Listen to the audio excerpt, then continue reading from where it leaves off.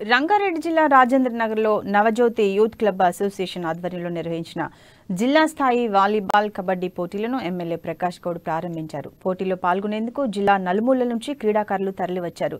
వారికి నిర్వాహకులు అన్ని ఏర్పాట్లు చేశారు. వాలీబాల్ పోటీలకు 30 జట్లు, కబడ్డీ పోటీలకు 25 జట్లు ఎంపికయ్యాయి. క్రీడాకారులు తమ పేర్లు నమోదు చేసుకుని పోటీలో పాల్గొన్నారు.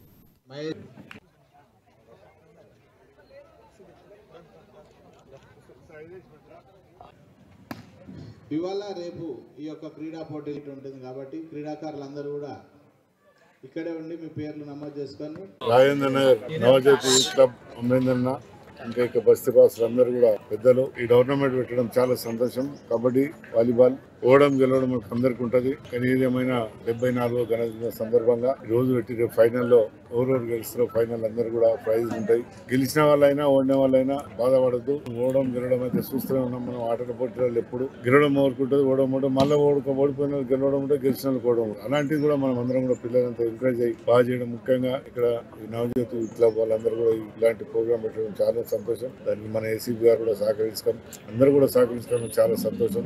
ఏదేమైనా ఇంత మంచి కార్యక్రమం పాల్గొన్నందుకు చాలా సంతోషపడతాం. రేపు ఎందుకంటే గణతంత్ర సందర్భంగా మేమందరం కూడా ఇక్కడ వచ్చి మా చేతుల మీద ప్రైజ్ లైన్ కూడా మేము పదవిస్తూ ఉంటాం. అందుకని రేపు సక్సెస్ చేసి మనమందరం కూడా దీన్ని రేపు మంచిగా చూడాలని మేము కోరుతున్నాం. రాజేంద్ర నగర్ నవజ్యోతి క్లబ్ అమరేంద్రన్న ఇంకా బస్తీ బాసులు అందరూ కూడా పెద్దలు ఈ టోర్నమెంట్ పెట్టడం చాలా సంతోషం. కబడ్డీ